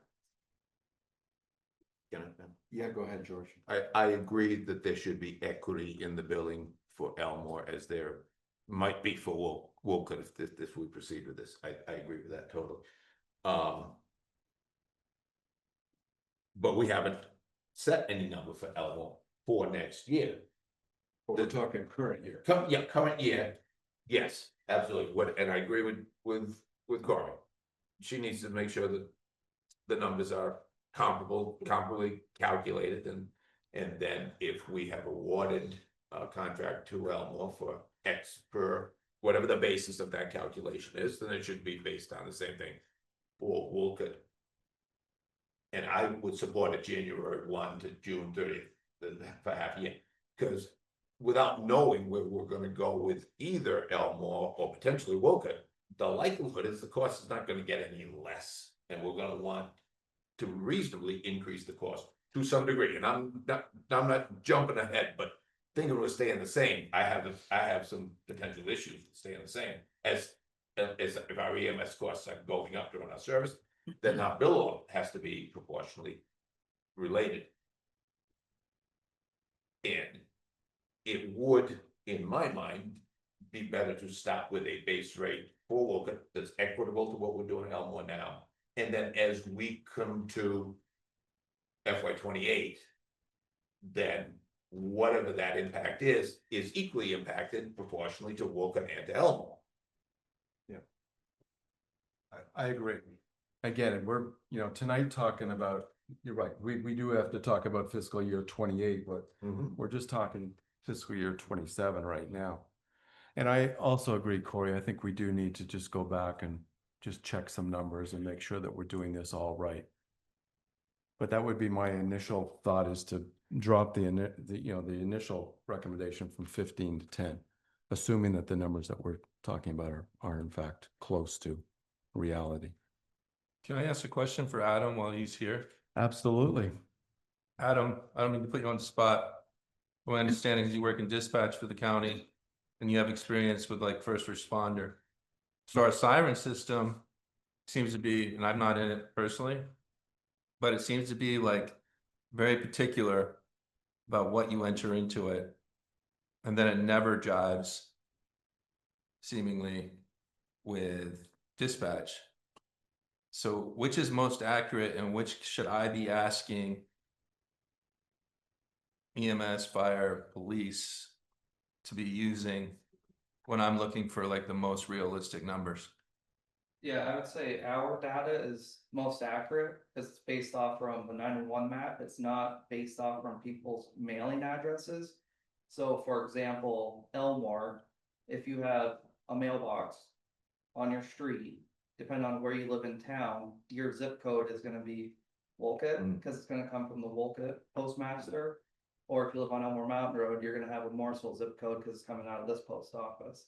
So that's a lot of confusion probably for Corey's reporting, because you may be using mailing addresses to mail out these bills or using what their mailing address is. So I'd say our data is probably more accurate because we don't, everything's Morristown. It's not Morrisville, it's just Morristown. And like Stowe, you got Moscow and all these other little things. To us, it's Stowe. And that goes for the whole state. You know, we take 911 calls all over. People will call and say they're in White River Junction. Well, on our map, it doesn't show that. It says it's Hartford. So yeah. that's ours. One town, one call. It's all documented one way. And that's physical address, not mailing address. Right. Okay. Yep. Which is where the discrepancy in our data comes from, because I have the village of Morrisville, the town of Morrisville, and Morristown. 3 different categories in my data. So if I don't pull all 3 of them, or it accidentally pulls one and not the other, my data is misconstrued. Then personally, I would like to give you the opportunity to gather the data, but certainly this sounds like he can help with that. And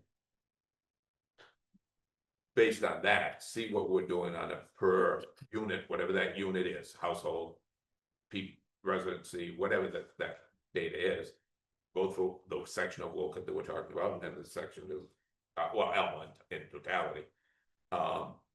And then come back to the board, give us what that is.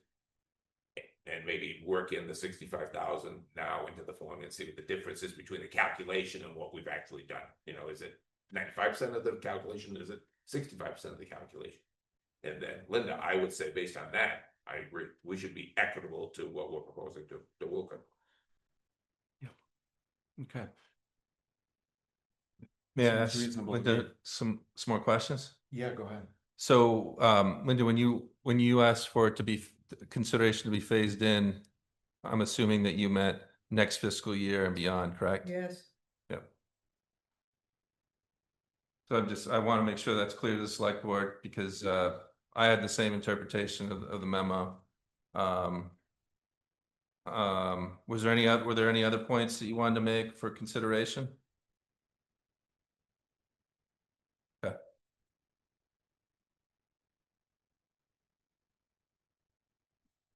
Appreciate you coming in. Yeah, thank you, Linda, for coming in, and thank you, Corey, and Brent. And so, So I assume that $115.38 isn't what Morrisville residents pay. I'd like to know what that figure is. I don't have that. Whenever you figure it out. I get that for it. Well, I can figure it out, probably. I have your population and your budget. Okay, thank you. okay, so Corey and Brent, if you can bring this back to us then at a Yep. future meeting. Okay. Okay, I'm gonna move on then. Number 8 or 9, Trails Committee update, scheduling a special meeting for committee interviews and appointments. Adele did put out a request for individuals in town to step up and be part of this Trails Committee. And it's my understanding that we at this point have at least 9 candidates. I think it's 10 as of this afternoon. Great, and that's wonderful. Thank you for all those people that have put in applications. What we are suggesting is that we have a meeting on August 31st. That's 2 weeks from tonight, Monday, August 31st, for the sole reason to interview these individuals, these 10 individuals. So I guess I'm looking for, not sure, Judy, I don't need a motion. Do I need a motion for this? Should I have a motion for this?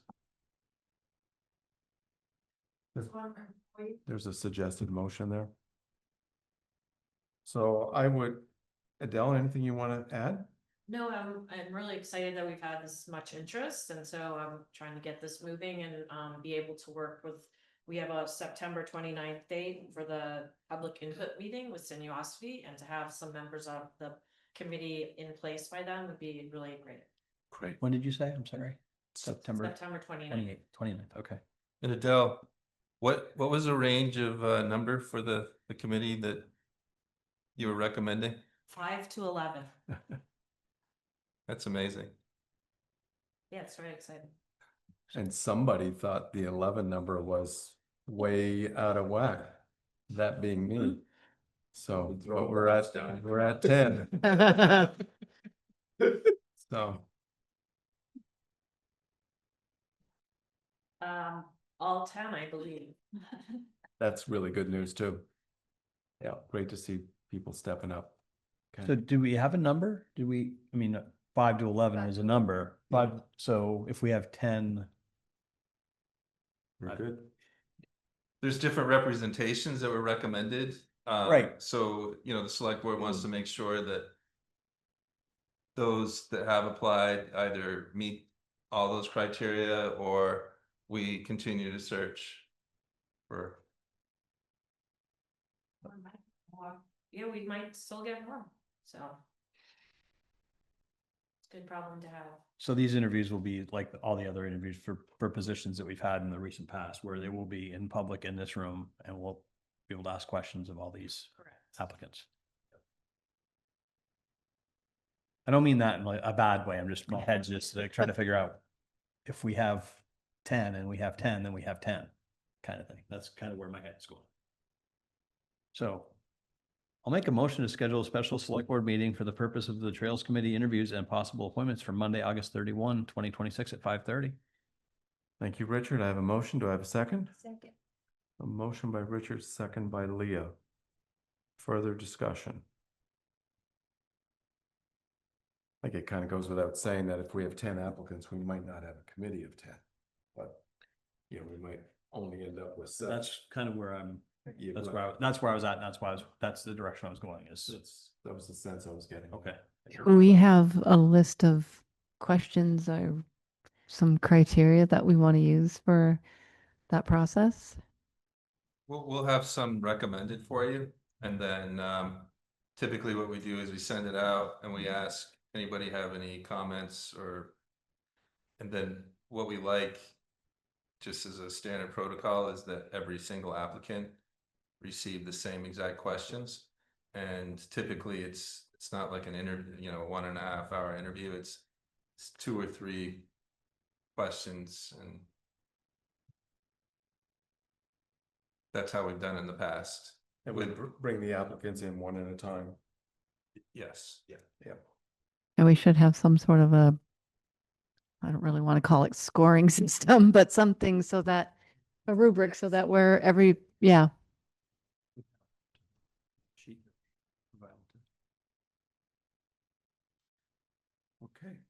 Thank you, Adele. Any questions for Adele before she sits down? I feel like I need to ask her when she's been waiting all night. Okay, any further discussion regarding the motion that's on the floor? Okay, all those in favor of the motion as presented, please say aye. Aye. Be unanimous. We have a request, this was in our packet from number 9 now, number 10. Request from United Way for Highway Department assistance with wood loading and delivery. And is Sam, there he is. Sam Lotto is on the screen representing United Way. I just want to, well, actually, Sam, I'm going to let you start. Yeah, good evening, one and all, and on behalf of the United Way of Lamoille County, housed right across, almost across the street from you guys. Thanks for having me. So this year with the firewood project, we do have some Morrisville residents who have made some requests to get a cord of wood delivered to them. You may recall that the United Way Firewall project is all about delivering wood to our neighbors in need. There is income eligibility requirements with them. These Morrisville residents have met those requirements. So we are looking for assistance from the town of Morrisville. I think one truck and one person will do the trick. I'm looking at the requests now, and at the very least, we may only have one delivery. And if we get all the cords split to honor all the requests, we may have, I'm looking at the spreadsheet right now, so just bear with me. One definite, and then there possibly could be 1, 2, 3, 4 more from there. So that would be a total, potentially a total of 5 if we get enough wood split by September 12th. So if Brent informed me this would be overtime, if that's like, we'd rather not expend town resources that way, even though obviously it's a good cause. If it is just one delivery, we might be able to do something during the normal work week with you to get down to the wood lot, get the wood loaded and off to the resident, particularly if it's just the one. So Sam, just to be clear, the request then is for one truck, one person, and for as many as 5 deliveries within the town of Morristown? That is correct. Yep, that's right, Don. And Sam, also just to be clear, the town has already done some work with United Way this year. I believe we sent equipment and men or employees over to your landing area, where the former crew was, I assume. And we leveled the grade out and moved wood from last year so that all your logs could come in from the state. Is that not correct? Yep, that is correct. And we greatly appreciate that as well. Yep. I mean, so, and just to clarify, Don, we're across from the old crew site, just on Bridge Street there. Just if others are not familiar Sam, with the. I guess one of the questions is, I mean, we've already provided equipment and men, employees for the work that you're doing. Who else have you reached out to? Have you reached out to private companies? There's a lot of private trucking companies in town that have similar equipment, rather than asking the taxpayers of Morristown to ante up even more services? Sure. Absolutely, very fair question. We have. We've got a couple of companies coming up from Cambridge, bringing truck, people, and trailers. So we are continuing to do that, and we'll continue to do that. So just so you know, we're running a little thin this year on resources. So the board has gotten very involved with helping out. But that's not an excuse. I mean, we'll continue to ask the private sector for assistance as well. Open it up to the board. Any thoughts, questions?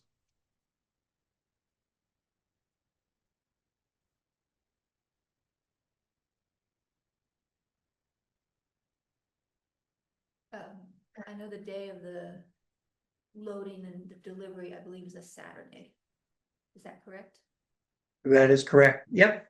So does that mean overtime? Means a minimum of 3 hours of overtime, even if they work for 15 minutes. Per the contract. Per the union contract. Right. Yep. And it's, Yeah, we're very mindful of that. I mean, if this is a bit of a stretch, given your budgets and resources, I mean, it could be as little as one delivery. So 3 hours of overtime plus your gas and effort, that doesn't, and you have helped us out. I mean, that's not a good distribution of your resources. So you mentioned a I mean, company, that, in my opinion, speaking for the United Way myself. you mentioned a company from Cambridge coming in. I assume they're not coming in to make deliveries in Morristown, though. They will. They're more of a, where do you need us? What we do with crews like that is they'll go everywhere and anywhere. And then if we do have a last delivery in Cambridge, they'll hit that on their way home.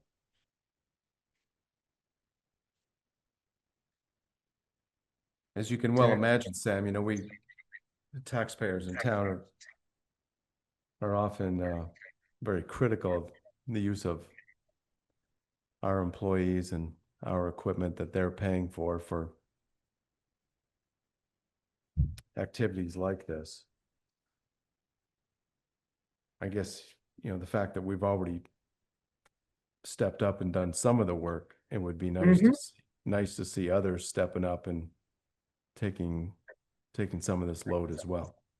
Sure. I mean, how much Well, do we know how much time and equipment we put into leveling that lot out and moving those logs? Yeah, Jordan's still here. Yeah, Morgan Highway. I don't have exact numbers on it, but I believe it was around 3 guys with a loader and a skid steer moving the equipment. I believe it took them around 3 hours, 3-4 hours to do that. And if, doing this work on overtime, as Brent said, you're talking a 3-hour minimum. So you're talking, depending on how many deliveries, if you were to say an 8-hour day with 1 truck and 1 dump truck, you're looking around $800 for an 8-hour day. If they were to do all 5, you'd probably say, 8 hours between the load, the drive, the delivery. And as Brent said, a minimum of 300 if they only ended up doing 1. And that's Yeah, truck cost. if Labor. If it's all 5, now keep in mind, they're not going to be the only ones there. There'll be other volunteers hoping to load to expedite that. We can even send a person if it's agreeable to any insurance you have with that worker. And we've got it down for the most part, particularly since it's Morrisville, with about a 1 hour turnaround. So we could get this probably down to about 5 hours. But you guys have done a lot. It could just be 1 delivery. I think it's kind of overkill at this point. We may not have the wood anyway for the other 4. So That number that I gave you, George, if we were to plan $100 an hour, that accounts for the labor costs as well as the equipment costs. Right.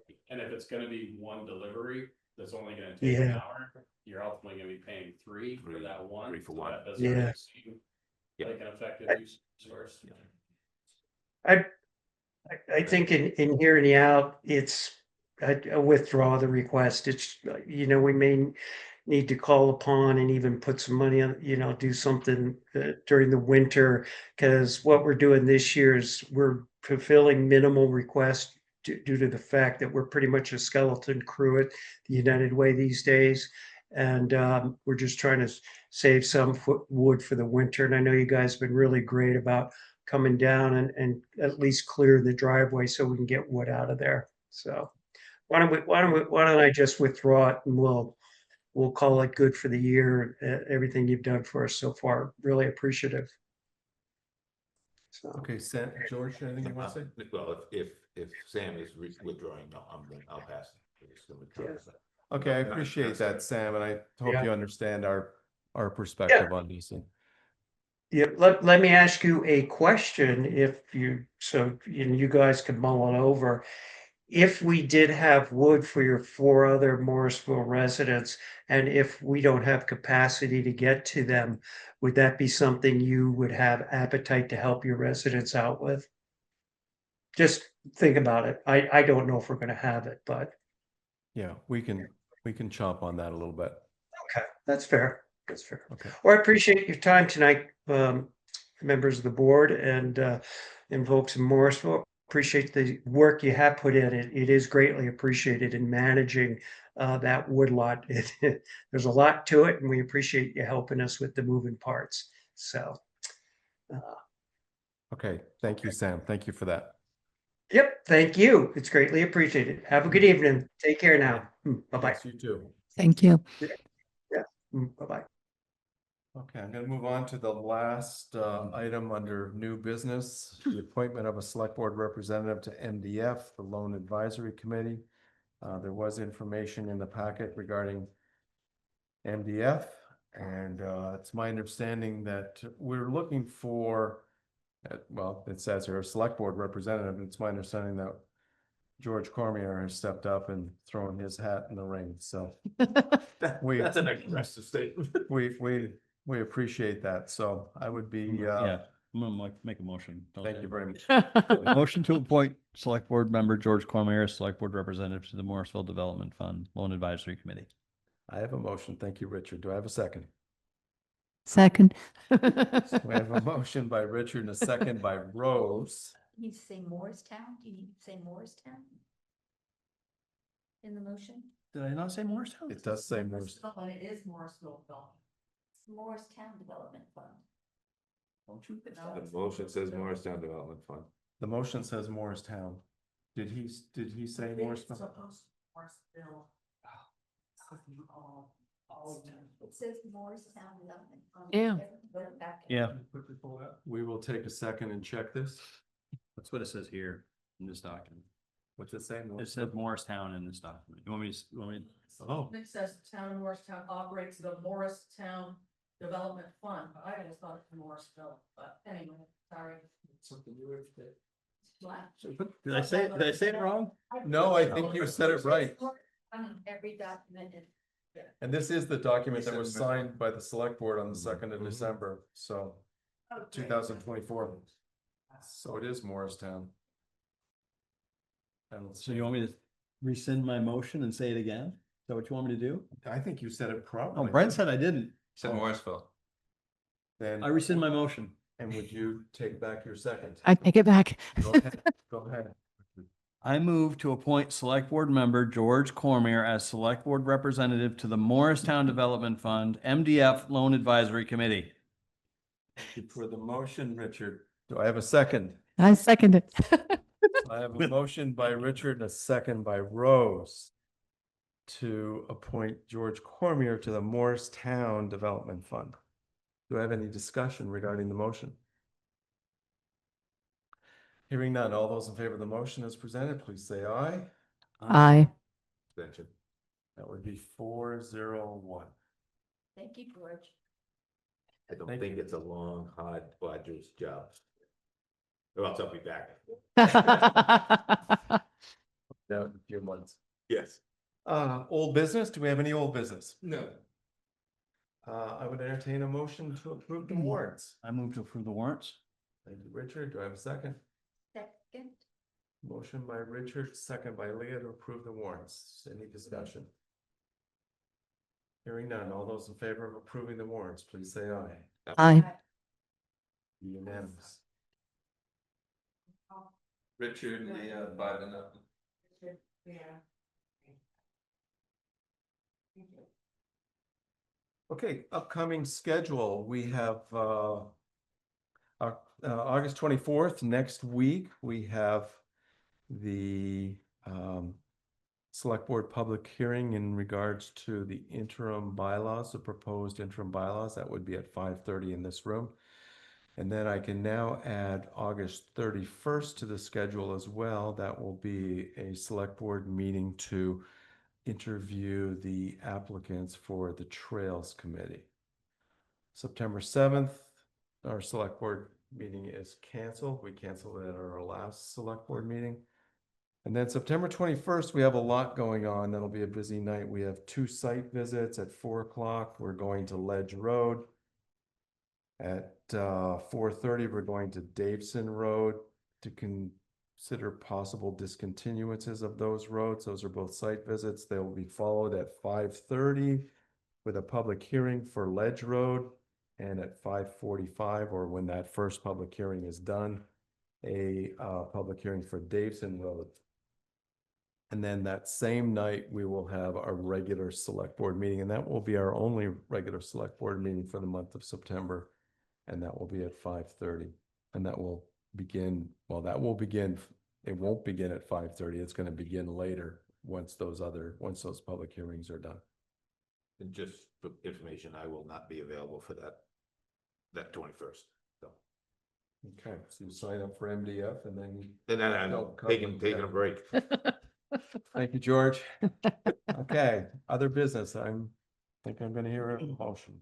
I move that the select board enter into executive session pursuant to one VSA section 313 alpha 2 to discuss the negotiating and or securing of real estate purchase option on behalf of the town and include town manager Brent Raymond, executive assistant Judy Alberry, finance director Tina Sweet, economic community development Adele Taplin, chief of police Jason Luno, EMS chief Corey Boisvert, fire chief Dennis DiGregorio, John Lamoth, Greg Dixon, David Roy, Steve Roy, and Bert Delabriere. Thank you, Richard. I have a motion. Do I have a second? Second. Jordan's not in there? And I'll add Jordan St. Ange, town highway Jordan superintendent. St. Ange. Okay, you okay with that, Rose? I am. So I have a motion by Richard and a second, by Rose. Any discussion regarding the motion? Just to be clear, that motion does include Jordan St. Ange as well. Okay, all those in favor of the motion as presented, please say aye. Aye. That would be unanimous. We are in executive session.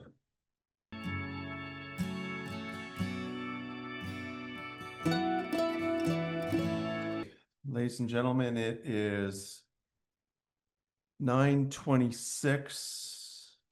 The board is just coming out of executive session. I'd entertain a motion. Move to come out of executive session.